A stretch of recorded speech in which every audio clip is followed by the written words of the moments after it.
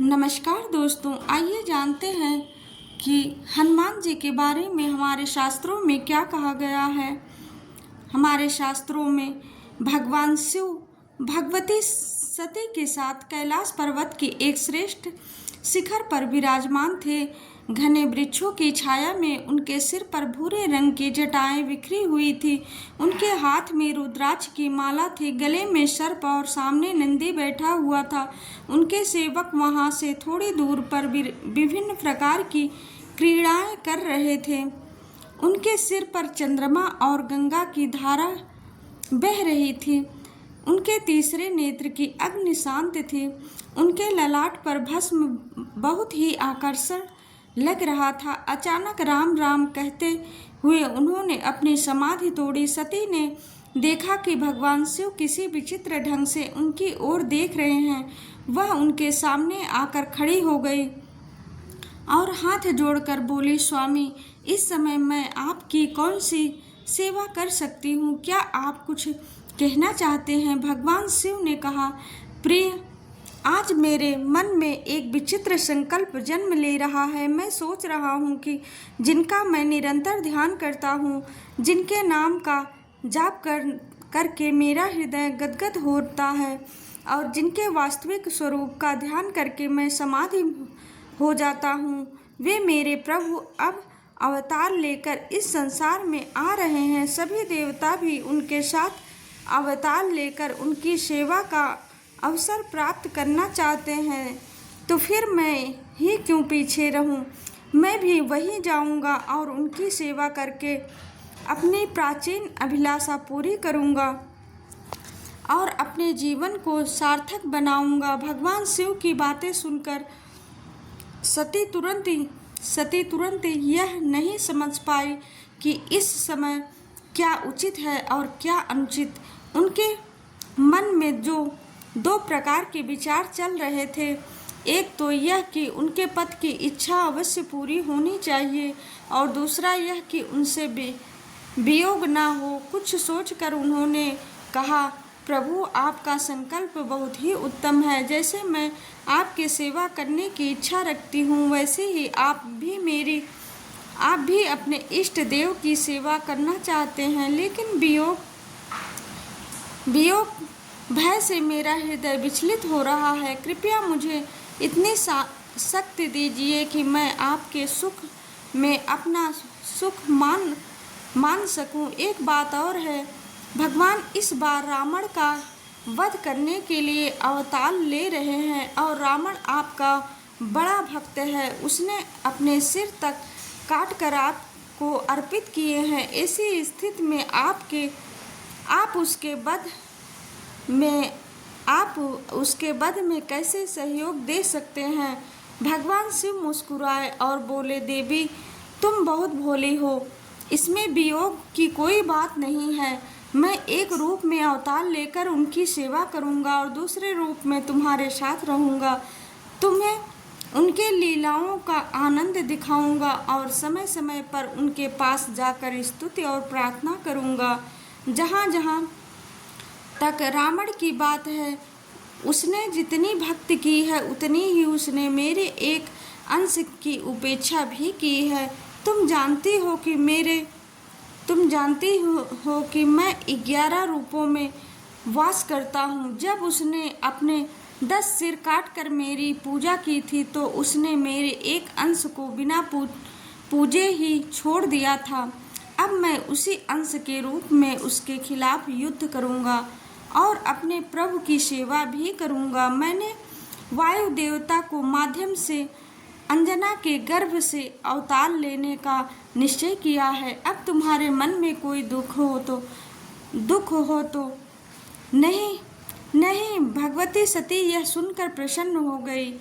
जय श्री राम। देवराज इंद्र की अमरावती में एक अप्सरा थी जिसका नाम पुंजक स्थला था।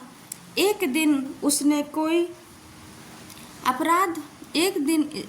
कोई अपराध हो गया, जिसके परिणाम स्वरूप उसे वानरी बनकर पृथ्वी पर जन्म लेना पड़ा। श्राप देने वाले ने उसकी प्रार्थना सुनकर इतना वरदान दे दिया था कि वह जब चाहे अपना रूप बदल सकती थी। कभी वानरी तो कभी मानवी का रूप धारण कर सकती थी। वानर राज केसरी ने उस अपनी पत्नी के रूप में स्वीकार किया। वह बेहद सुंदर थी और केसरी उससे अत्यंत प्रेम करते थे। एक दिन दोनों ने मानव रूप धारण किया और अपने राज्य के सुपे पर्वत के शिखरों पर घूमने निकले। मंद पवन चल रही थी। हवा के एक हल्के झोंके से अंजना की साड़ी का पल्लू उड़ गया। अंजना को ऐसा महसूस हुआ था कि कोई उसे छू रहा है। वह अपने वस्त्र संभालते हुए एक और खड़ी हो गई। उसने गुस्से में कहा, यह कौन ऐसा ढीठ है जो मेरा पवित्रता भंग करना चाहता है? मेरे इष्ट देव मेरे सामने हैं और कोई मेरा व्रत नष्ट करने का प्रयास कर रहा है। मैं अभी श्राप देकर उसे नष्ट कर दूंगी। उसे ऐसा प्रतीत हुआ कि वायुदेव कह रहे हैं, देवी मैंने तुम्हारा व्रत नष्ट नहीं किया है। तुम्हें ऐसा पुत्र प्राप्त होगा जो शक्ति में मुझ जैसा होगा। उसके बल और बुद्धि की कोई बराबरी नहीं कर सकेगा और मैं स्वयं उसकी रक्षा करूंगा। इसके बाद अंजना और केसरी अपने निवास स्थान पर लौट आए।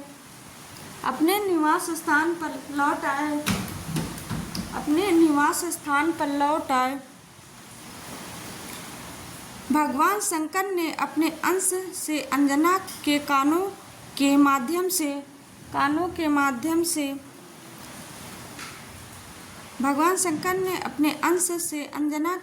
के माध्यम से उसके गर्भ में प्रवेश किया।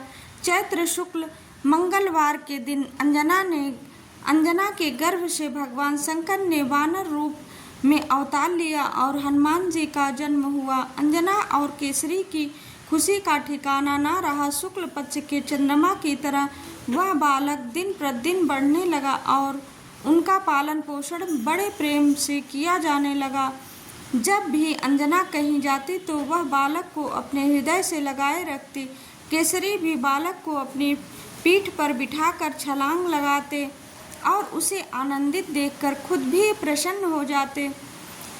एक दिन अंजना फल फूल लाने के लिए घर से बाहर गई। केसरी पहले से ही बाहर गए हुए थे। बालक घर में अकेला था और उसे भूख लगी थी। उसने इधर उधर देखा पर कोई चीज खाने को नहीं मिली। अंत में उसकी नज़र सूर्य पर पड़ी।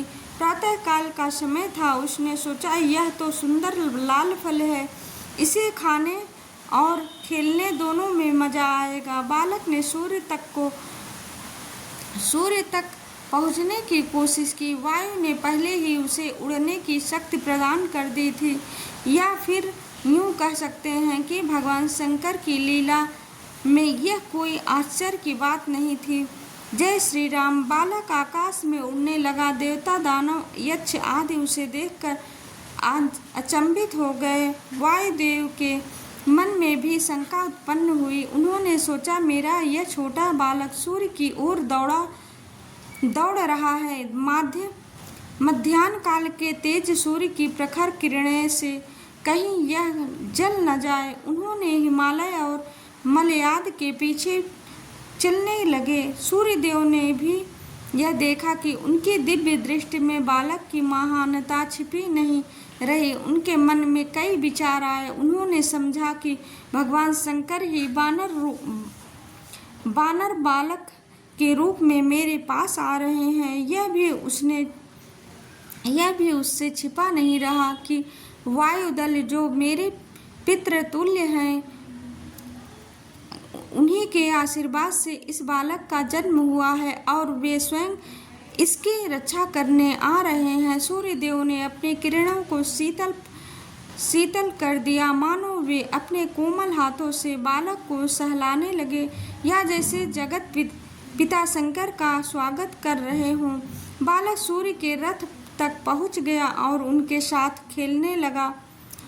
उसी समय राहु ग्रहण करने के लिए आया। उसने देखा कि एक वानर बालक सूर्य के रथ पर बैठा हुआ, परंतु जब बालक ने अपने मजबूत हाथ से राहु को पकड़ लिया तो वह डर गया और किसी तरह खुद को छुड़ाकर भागा। वह सीधा देवराज इंद्र के पास गया और बालक, देवराज,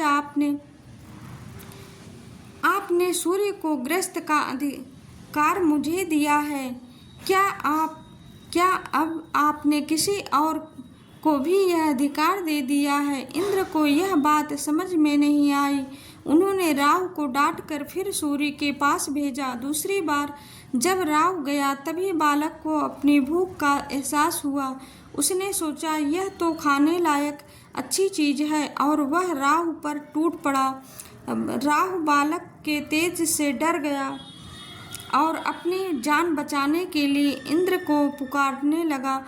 इंद्र ऐरावत पर सवार होकर राहु की रक्षा के लिए दौड़े। ऐरावत को देखते ही बालक ने राहु को छोड़ दिया और उसे एक अच्छा फल समझकर पकड़ने के लिए दौड़ पड़ा। अब इंद्र ने घबराकर अपना वज्र फेंका, जिससे बालक की बाएं ठुड्डी हन पर चोट लग गई। बालक घायल होकर पहाड़ पर गिर पड़ा और छत पटाने लगा। वायुदेव ने बालक को उठाया और उसे एक गुफा में ले गए। वायु देवता को बहुत क्रोध आया और उन्होंने अपनी गति को रोक लिया। वायु के रुकते ही सारा जगत थम गया। किसी में कोई हलचल नहीं हो रही थी। सभी प्राणियों की सांसें रुक गई। देवता भयभीत हो गए और इंद्र दौड़कर ब्रह्मा के पास गए। तब ब्रह्मा स्वयं उस गुफा में आए और अपने हाथों से बालक को स्पर्श कर उसे जीवित कर दिया। बालक खुश होकर उठ खड़ा हुआ। वायुदेव भी प्रसन्न हुए और उन्होंने पूरे जगत में पुनः प्राण संचालित कर दिया। ब्रह्मा ने देवताओं से कहा, यह बालक साधारण नहीं है, यह देवताओं के कार्य सिद्ध करने के लिए ही प्रकट हुआ है, इसलिए यह उचित होगा कि सभी देवता इसे वरदान दें। जय श्री राम। इंद्र ने कहा, मेरे वज्र के प्रहार से इसकी हड्डी टूट गई है, इसलिए आज से इसका नाम हनुमान होगा। मैं इसे वरदान देता हूँ कि मेरे वज्र से हनुमान को कभी कोई क्षति नहीं होगी। सूर्य ने कहा, मैं इसे अपने तेज का शतांश प्रदान करता हूँ। मेरी शक्ति से यह अपना रूप बदल सकेगा और जब इसे शास्त्रों का अध्ययन करना होगा तब मैं इसे संपूर्ण शास्त्रों का ज्ञान दूंगा। यह बड़ा कुशल वक्ता बनेगा। वरुण ने अपने पास और जल से निर्भय होने का वरदान दिया। कुबेर सहित अन्य देवताओं ने भी अपनी ओर से हनुमान को निडर होने का वरदान दिया। विश्वकर्मा ने अपने बनाए हुए दिव्यास्त्र से अवध होने का वर दिया और ब्रह्मा ने ब्रह्म ज्ञान के साथ उसे चिरायु बना दिया और उसे ब्रह्मास्त्र तथा ब्रह्म शब्द से मुक्त कर दिया। जब देवता जाने लगे तब ब्रह्मा ने वायुदेव से कहा, तुम्हारा पुत्र महान और वीर होगा, इच्छा अनुसार रूप धारण कर सकेगा और इसकी गति मन के समान तीव्र होगी, इसकी शक्ति अमर रहेगी और रावण युद्ध में यह राम का प्रमुख सहायक बनेगा और उनका प्रिय होगा। इस प्रकार हनुमान को वरदान देकर सभी देवता अपने धाम लौट गए। अंजना और केसरी को जब यह सब सुनने को मिला तो उनकी प्रसन्नता का वर्णन शब्दों में नहीं किया जा सकता। बाल्यकाल में हनुमान जी अत्यंत नटखट थे। एक तो बानर, दूसरे छोटे बच्चे और तीसरे देवताओं से प्राप्त इतनी शक्ति। वे रुद्र का अंश थे। आरसियों के आसन उठाकर पेड़ों पर टांग देते, उनके कमंडल का पानी गिरा देते और उनकी लंगोटी तक फाड़ देते। कभी कभी किसी की गोद में बैठकर खेलते और अचानक उनकी दाढ़ी खींचकर भाग जाते। कोई भी उन्हें रोक नहीं सकता था। सब उनके सामने असहाय थे। समय बीतने के साथ जब हनुमान की विद्या अध्ययन का समय आया तब भी उनकी चंचलता वैसी ही बनी रही। अंजना और केसरी इससे बहुत चिंतित थे। उन्होंने हर संभव उपाय किया, परंतु हनुमान किसी भी तरह सही मार्ग पर नहीं आए। तब उन्होंने ऋषियों से प्रार्थना की कि कृपया आप लोग कुछ करें ताकि यह बालक सुधर सके। ऋषियों ने विचार किया और तय किया कि इसे अपने बल का बहुत अहंकार है। अगर यह अपना बल भूल जाए तो सुधार संभव है। उन्होंने हनुमान को श्राप दे दिया कि तुम अपना बल भूल जाओ और जब कोई तुम्हें तुम्हारे बल की याद दिलाएगा तभी तुम अपने बल को पुस्मरण करोगे। हनुमान अपना बल भूल गए। अब जब उनका विद्याधन का समय आया, वानर राज केसरी ने उचित संस्कारों के बाद उन्हें वेदों के अध्ययन के लिए सूर्य देव के पास भेज दिया। वहाँ हनुमान ने सभी वेदांग का अध्ययन किया। उन्हें पढ़ाई में कोई कठिनाई नहीं हुई क्योंकि वे स्वयं भगवान शिव के अवतार थे। फिर भी परंपरा की रक्षा के लिए उन्होंने सभी विद्याओं का अध्ययन किया। कुछ समय में वे माता पिता के पास लौट आए। अपने पुत्र को सर्व विद्या में पारंगत देखकर माता पिता अत्यंत प्रसन्न हुए और यह सब सूर्य देव की कृपा से संभव हुआ। जय श्री राम। भगवान राम का अवतार हो चुका था। भगवान शंकर उनकी बाल लीलाओं को देखने के लिए अक्सर अयोध्या आते और वहीं रहते। कभी वे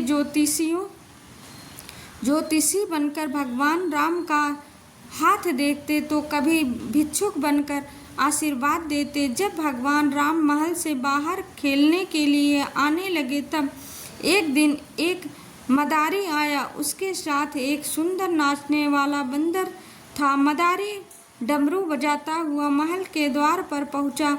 कई लड़के इकट्ठे हो गए और भगवान राम भी अपने भाइयों के साथ वहां पहुंचे। यहाँ बंदर कोई साधारण बंदर नहीं था, यह तो स्वयं भगवान शिव थे जो हनुमान के रूप में अपने प्रभु को रिझाने के लिए प्रकट हुए थे।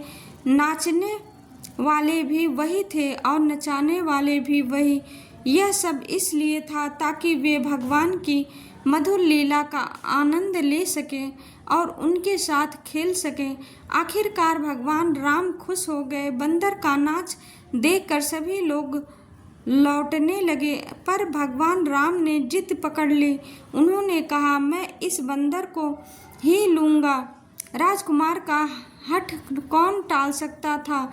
राजा दशरथ ने आदेश दिया कि मदारी जितना चाहे धन ले ले और बंदर राम को दे दे। लेकिन मदारी धन के लिए नहीं आया था, वह तो अपने आप को प्रभु के चरणों में समर्पित करने के लिए आया था। भगवान राम ने अपने हाथों से उस बंदर को लिया। अब तक वे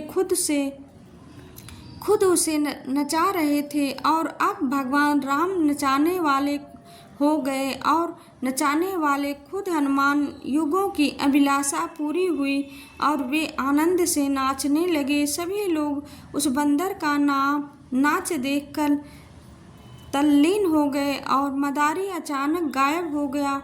पता नहीं वह मदारी बंदर में ही समा गया या फिर कैलाश चला गया। इस रूप में हनुमान की काफ़ी समय तक भगवान राम की सेवा और मनोरंजन करते रहे। जब विश्वामित्र राम और लक्ष्मण को लेकर जाने के लिए आए तब भगवान राम ने हनुमान को अकेले में बुलाकर समझाया। उन्होंने कहा, हनुमान तुम मेरे सच्चे मित्र हो, तुमसे मेरी कोई लीला छुपी नहीं है। आगे चलकर जब मैं रावण को मारूंगा उस समय मुझे वानरों की आवश्यकता होगी।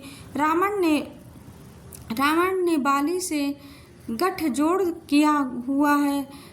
खरदूषण, त्रिशिका, शूर्पणखा दंडक वन में हैं और मारीच, सुबाहु, ताड़का हमारे आसपास ही उनका जाल चारों ओर फैला हुआ है। तुम सबरी से मिलकर आसमुख पर्वत पर जाओ और वहां सुग्रीव से मित्रता करो। मैं धीरे धीरे रास्ता साफ करता हुआ वहां पहुंच जाऊंगा। तब तुम सुग्रीव को मुझसे मिलवा देना और वानर सेना एकत्रित करना। फिर रावण का अंत करके अवतार का कार्य पूरा किया जाएगा। भगवान राम को छोड़कर जाने की इच्छा न होने पर भी हनुमान ने उनकी आज्ञा सिर माथे पर रखी और प्रभु का नाम स्मरण करते हुए आरसी मुख पर्वत के लिए प्रस्थान किया। जय श्री राम। उन दिनों बाली से भयभीत होकर सुग्रीव अपने मंत्रियों के साथ आरसी मुख पर्वत पर निवास कर रहे थे। हनुमान भी उनके साथ ही थे। सुग्रीव अक्सर भयभीत रहते थे, कहीं बालिका कोई साथी आकर उन पर आक्रमण न कर दे, क्योंकि श्राप के कारण बाली स्वयं वहां नहीं आ सकता था। एक दिन सुग्रीव अपने मंत्रियों और प्रिय सहयोगी हनुमान के साथ राजनीतिक चर्चा में व्यस्त थे। तभी उनकी नज़र पापांश की ओर गई। उन्होंने देखा कि वहां दो सहस्त्र पुरुष खड़े हैं। उनका उद्देश्य स्पष्ट नहीं था, लेकिन वे किसी खोज में लगे हुए प्रतीत हो रहे थे। उनकी वीरता, उनका शरीर, उनके शस्त्र और अस्त्र, साथ ही उनके वल्कल वस्त्र और जटाओं को देखकर सुग्रीव को संदेश हुआ। उन्होंने हनुमान से कहा, भाई पता लगाओ कि यह दोनों वीर पुरुष कौन हैं। यदि वे शत्रु हैं तो हमें यहाँ से भागना चाहिए, और यदि वे तटस्थ हैं तो उन्हें सहायता की आवश्यकता है तो उनसे मित्रता की जा सकती है, ताकि एक दूसरे के उद्देश्य की पूर्ति में सहायक बने। तुम ब्रह्मचारी का वेश धारण कर उनका पता लगाओ, फिर जो भी हो मुझे इशारे से सूचित कर देना। सुग्रीव के कहने पर हनुमान ने ब्राह्मण का रूप धारण किया और उन दोनों के पास गए। उचित शिष्टाचार के बाद उन्होंने उनकी प्रशंसा करते हुए उनका परिचय पूछा। उन्होंने कहा, आपके शस्त्र और शरीर को देखकर लगता है कि आप वीर पुरुष हैं। आपके कोमल चरणों से लगता है कि आप राजमहल में पल्लव हैं। आपकी वेशभूषा और चेहरे का तेज बता रहा है कि आप आरसिक कुमार हो सकते हैं, पर कोई बात निश्चित नहीं है। आप साधारण पुरुष नहीं हैं, कुछ अलौकिक जान पड़ते हैं। कहीं आप देवताओं में से कोई हैं या फिर आप साक्षात नर नारायण हैं। आपके सौंदर्य और मेरा मन मोह लिया है। भगवान राम मंद मंद मुस्कुराते हुए हनुमान की बात सुन रहे थे। उन्होंने लक्ष्मण से कहा, यह बड़ बड़े ज्ञानी जान पड़ते हैं। इनके बातों से लगता है कि इन्होंने वेदों का पूरा अध्ययन किया है। इनके उच्चारण में कोई अशुद्धि नहीं है और इनकी आकृति से कोई दूषित भाव नहीं झलकता। यह किसी राजा के मंत्री होने योग्य हैं। इनकी भाषा और नीतिमत्ता गहन और प्रभावशाली है। राम के इशारे पर लक्ष्मण बोले, ब्राह्मण देव, हम लोग अयोध्या के राजा दशरथ के पुत्र हैं। उनकी आज्ञा मानकर हम 14 वर्षों के लिए वनवास में आए हैं। यहाँ एक राक्षस ने जनक नंदिनी सीता का अपहरण कर लिया है। हम उन्हें ढूंढ रहे हैं। अब आप भी अपना परिचय दीजिए। लक्ष्मण की बात पूरी होने से पहले ही हनुमान का रूप बदल गया। वे वानर के रूप में भगवान राम के चरणों में गिर पड़े। उस समय उनका मन कह रहा था कि मैं भगवान के सामने दूसरा रूप लेकर आया और उनसे छल किया, इसलिए उन्होंने मुझसे बात भी नहीं की। मैं उन्हें नहीं पहचाना, इसलिए उन्होंने भी मुझे नहीं पहचाना। यह सब मेरी चालाकी का परिणाम है। ऐसा सोचते सोचते उनकी आंखों से आंसू बहने लगे और वे भगवान के चरणों में लौटने लगे। भगवान ने उन्हें उठाकर अपने हृदय से लगा लिया। हनुमान ने कहा, प्रभु मैं एक साधारण जीव हूँ, मैं भूल कर सकता हूँ, यह स्वाभाविक है, पर आप मुझे कैसे भूल गए? मैं तो आपकी आज्ञा से सुग्रीव के साथ रहकर आपकी प्रतीक्षा कर रहा हूँ। सुग्रीव भी बहुत दुखी हैं, मैं उन्हें आपका परिचय देकर धैर्य बंधाता हूँ। अब आप चलकर उन्हें स्वीकार कीजिए और उनकी विपत्ति दूर करके उनसे सेवा लें। फिर हनुमान ने आनंदित होकर दोनों भाइयों को अपने कंधों पर बिठाया और उन्हें सुग्रीव के पास ले गए। राम और सुग्रीव की मित्रता हुई। उन्होंने अग्नि को साक्षी मानकर मित्रता का संबंध स्थापित किया। बाली मारा गया और सुग्रीव वानरों के राजा बने। वर्षा रथ के दौरान भगवान राम और लक्ष्मण प्रवणगिरि पर्वत पर निवास करते रहे। सुग्रीव विलासिता में खो गए और राम का कार्य भूल गए, लेकिन हनुमान नहीं भूले। उन्होंने कई बार सुग्रीव को समझाने की कोशिश की, पर सुग्रीव ने उनकी बात नहीं सुनी। जब लक्ष्मण ने देखा कि सुग्रीव ने राम के कार्य की उपेक्षा की तो वे क्रोधित हो गए। तभी हनुमान द्वारा बुलाए गए वानर भालू की अपार सेना आ पहुंची, जिसे देखकर लक्ष्मण का क्रोध शांत हुआ। सुग्रीव ने भगवान राम से अपने प्रमाद के लिए क्षमा मांगी और फिर देश देशांतर का वर्णन करके वानर सेना को सीता की खोज में भेजा। सुग्रीव ने आदेश दिया, जो 1 महीने में वापस नहीं लौटेगा उसे कठोर दंड मिलेगा। फिर वानर विभिन्न दिशाओं में रवाना हो गए। जय श्री राम। सीता जी की खोज दक्षिण दिशा में ढूंढने का काम बड़ा ही महत्वपूर्ण था, इसलिए यह काम मुख्य वानर वीरों को ही सौंपा गया है। जाम भगवान हनुमान अंगद, नल, नील आदि को बुलाकर उनके काम की गुरुता समझाई। उनके मन में उस समय यह भाव उठा कि यह वीर अवश्य ही अपना काम पूरा करेंगे। विशेष करके हनुमान के लिए तो कोई काम असंभव है ही नहीं।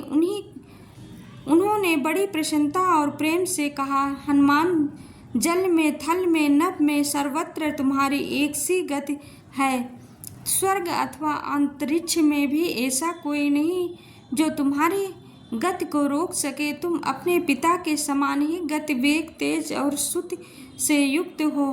तुम सब कुछ जानते हो, तुमसे और क्या कहूँ। तुम्हारा काम केवल स्थानों में देख आना ही नहीं है, बल्कि तुम्हारा काम सीता को पाना है।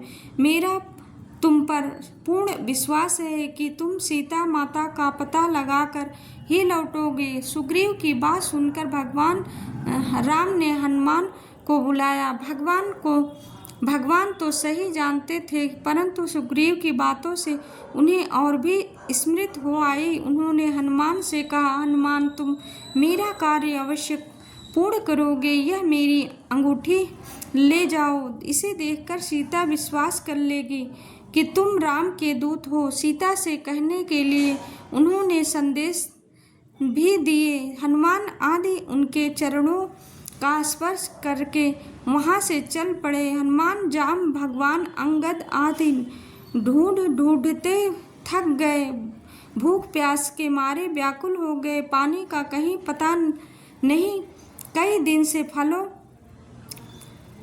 के दर्शन भी नहीं मिले थे। सारी जिम्मेदारी हनुमान पर आई। उस भीषण पर्वत के एक श्रेण पर चढ़कर उन्होंने देखा तो पास ही कुछ हरियाली दिखाई पड़ी। कुछ सुंदर सुंदर पक्षी अपने पंखों से पानी छिड़कते हुए आते दिख पड़े। हनुमान, यहाँ कोई सुंदर बगीचा और जलाशय होगा। सबको लेकर वे उधर गए। वहां जाने पर मालूम हुआ कि एक गुफा में से ही यह सब निकल रहे हैं। एक दूसरे का हाथ पकड़कर भगवान राम का स्मरण करते हुए वे गुफा में घुस पड़े। बड़ी ही सुंदर गुफा थी। वहाँ के झरने में अमृतम जल था। सोने के वृक्ष थे और उनमें बड़े ही स्वादिष्ट फल लगे हुए थे। वहाँ की तपस्विनी से अनुमति लेकर सब ने खाया पिया स्वस्थ हुए। उस तपस्विनी के पूछने पर हनुमान ने सारा वृत्तांत कह सुनाया और इच्छा प्रकट की कि जहाँ तक हो सके शीघ्र ही हम लोग यहाँ से निकल जाएं तो अच्छा है। उस तपस्विनी ने कहा, भैया यहाँ आने पर कोई जीवित नहीं लौटता। यह निबिड़ तपस्या करने का स्थान है। यदि लोग यहाँ से लौटने लगे तो यहाँ की तपस्या में विघ्न पड़े। परंतु तुमने मुझे भगवान राम की कथा सुनाई है, इसलिए तुम लोगों को तपस्या के बल से मैं यहाँ से निकाल ले चलती हूँ। मुझे भी भगवान राम के दर्शन के लिए प्रणवगिरी पर जाना है। अच्छा, अब तुम लोग अपनी आंखें बंद कर लो। बानर भालू ने अपने हाथों से अपनी आंखें बंद कर ली। क्षण भर में ही उन्होंने देखा कि सब समुद्र के किनारे एक ऊंचे पर्वत पर खड़े हैं। हनुमान से अनुमति लेकर वह तपस्विनी भगवान राम के दर्शन के लिए चली गई। अंगद ने कहा, भाई अब 1 महीना बीत गया, ना तो हम लोग जानकी का पता लगा सके और ना जहाँ जहाँ जाना था वहाँ जा ही सके। अब वहाँ जाने पर सुग्रीव मुझे अवश्य मार डालेंगे। इसलिए मैं अब यहाँ रहकर तपस्या करूँगा, तुम लोग जाओ। हनुमान ने कहा, युवराज आप अमय हो क्यों हिम्मत हार रहे हो? सुग्रीव आपस में बड़ा प्रेम करते थे। आप अपने जीवन से भगवान राम का कार्य सिद्ध होने के लिए चेष्टा करते रहे। गुफा में जाने के कारण हम लोगों को देर हो गई। वे अवश्य क्षमा कर देंगे और आपको राजा बनाएंगे। आप घबराइए मत, भगवान राम बड़े दयालु हैं, वे सर्वथा आपकी रक्षा करेंगे। चलिए हम लोग अपनी शक्ति भर उनकी आज्ञा का पालन करें। यदि आप सुख से देश करते हैं, उनके राजा होने से आपको दुख हुआ है और यहाँ रहकर बचना चाहते हैं तो यह कदापि संभव नहीं है। आप राम के काम से जी चुराकर चाहे जहाँ भी छिपें, लक्ष्मण के बाणों से नहीं बच सकते। उनका काम ना करने पर जब बच ही नहीं सकते तो उनके पास चलना ही अच्छा है। जैसे वे करेंगे वैसा ही होगा। हनुमान की बात सुनकर अंगद ने जीवित रहने का संकल्प तो छोड़ दिया, परंतु उन्होंने सुग्रीव के पास जाने की अपेक्षा वहीं अनशन करके प्राण त्याग करना अच्छा समझा। उनके साथ सभी अनशन करने लगे। राम चर्चा होने लगी। उसी समय संपाति के दर्शन हुए। उससे सीता का पता मालूम हुआ। सब बानर भालू समुद्र के तट पर इकट्ठे हुए। कौन पार जा सकता है, इस विषय पर विचार होने लगा। अंगद के अत्यंत ओजस्वी भाषण देने पर सबने अपनी शक्ति पृथक बताई और समुद्र पर जाने में असमर्थ प्रकट की। अंगद ने भी कहा, मैं किसी प्रकार पार तो जा सकता हूँ, परंतु लौट सकूँगा या नहीं, इससे कुछ संदेह है। जाम भगवान ने उन्हें युवराज कहकर सम्मानित किया और उनके जाने का विरोध किया। उन्होंने स्वयं भी अपनी वृद्धि के कारण जाने में लाचारी प्रकट की। अब तक हनुमान चुप थे।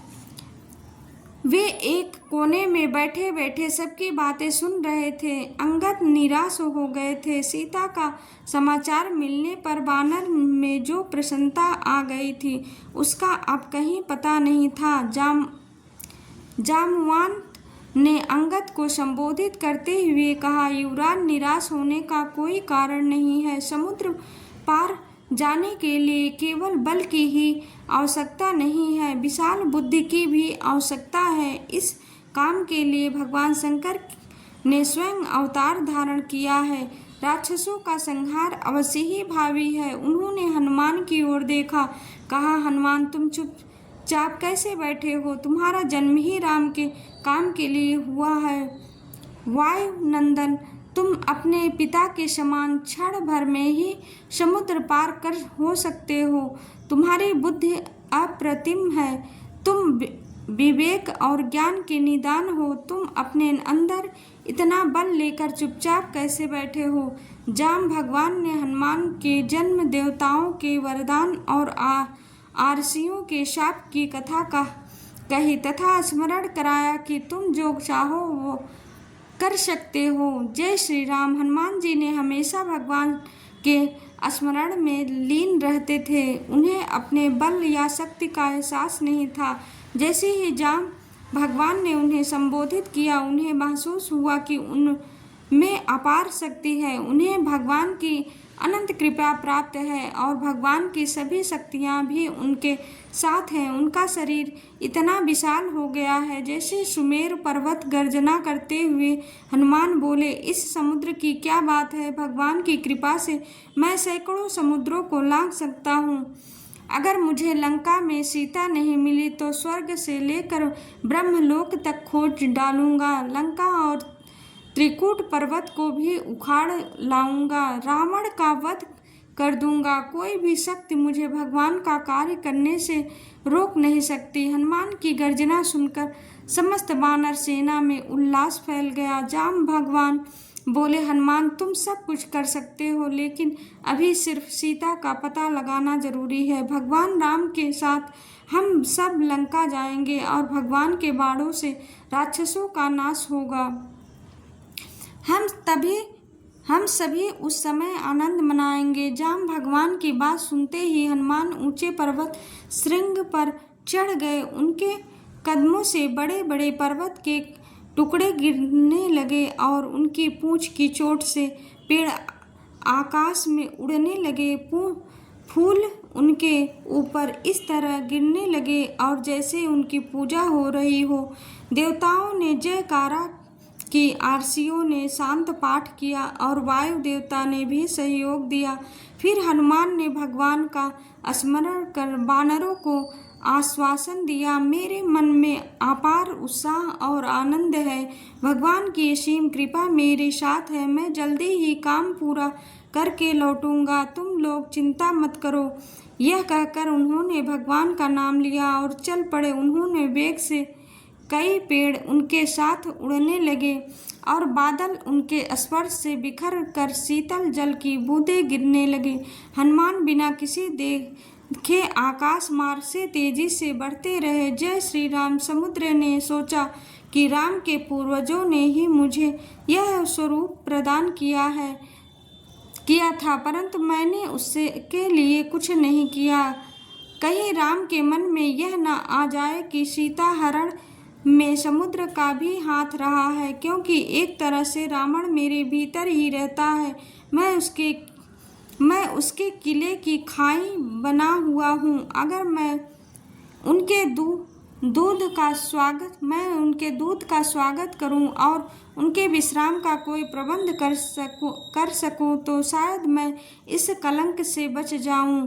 उसने मैनाक पर्वत से कहा, मैनाक रामदूत का स्वागत करो। मैनाक ने विशाल रूप धारण किया और समुद्र के ऊपर प्रकट हुआ। हनुमान ने सोचा कि यह कोई विघ्न है और उसे अपने पैरों से पाताल में धकेलने वाले थे। तभी मैनाक ने मानव रूप धारण कर लिया और अपने पर्वत शिखर पर खड़ा हो गया। उसने निवेदन किया कि हनुमान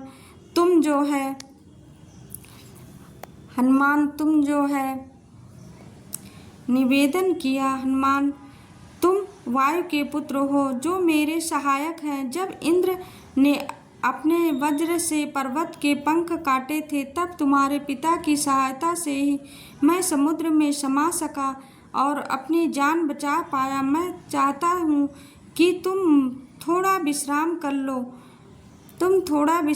लो। तुम थोड़ा विश्राम कर लो, थकावट मिटाकर फिर आगे बढ़ो। भगवान राम का कार्य तो समस्त जगत का कार्य है। उनके दूत की सहायता करना भी पूरे संसार की सहायता करना है। मुझे आशा है कि तुम मेरी विनती स्वीकार करोगे। हनुमान ने प्रेम पूर्वक मैनाक को छुआ और कहा, मैनाक, तुम मुझ पर बहुत स्नेह रखते हो। तुम मेरे लिए पिता समान पूज्य हो। मुझे तुम्हारी आज्ञा माननी चाहिए, लेकिन इस समय मैं भगवान राम के कार्य के लिए जा रहा हूँ। मेरा हृदय उनके कार्य के लिए व्याकुल है। यदि मैंने विश्राम के लिए शरीर को रोका तो हो सकता है कि मेरा हृदय शरीर को छोड़कर लंका पहुँच सके। इस समय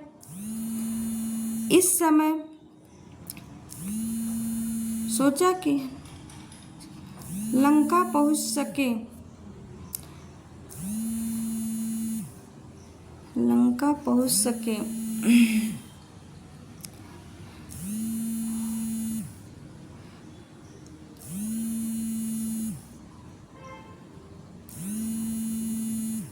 यदि मैंने विश्राम के लिए शरीर को रोका तो हो सकता है कि मेरा हृदय शरीर को छोड़कर लंका पहुंच सके।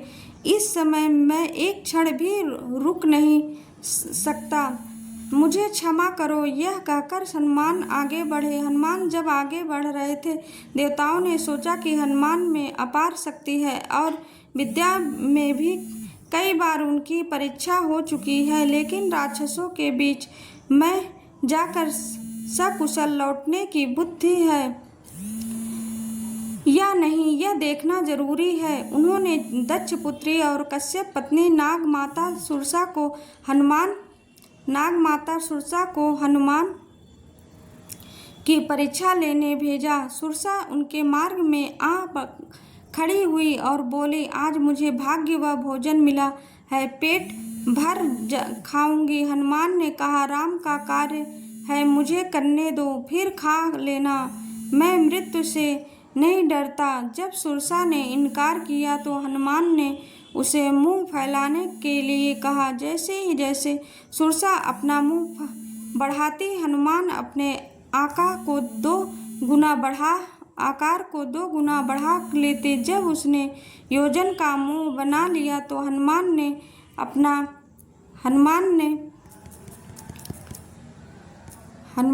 अपना आकार और भी फैला लिया।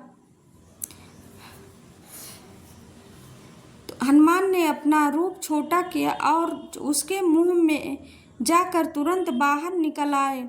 सुरसा ने हनुमान के इस बुद्धि कौशल को देखकर प्रसन्न होकर उन्हें आशीर्वाद दिया और विदा किया। राव की माता सिंह का समुद्र में रहती थी। जब कोई ऊपर उड़ता तो उसकी छाया पानी में पड़ती और सिंह का उस छाया को पकड़कर उसे खींच लेती थी। उसने हनुमान के साथ भी यही चाल चली। अपनी गति रुकती देख हनुमान ने नीचे देखा और राक्षसी को पहचान लिया। वह हनुमान के सामने टिक नहीं सकी। एक हल्की सी चोट में ही उसका अंत हो गया। हनुमान बिना किसी विघ्न के समुद्र के दूसरे किनारे पर पहुंच गया। तो दोस्तों, आज बस इतना ही, और इसके आगे के भाग को अगर आप सुनना चाहते हैं तो प्लीज़ हमारे वीडियो को लाइक, सब्सक्राइब और शेयर ज़रूर ही कर लिया करिए।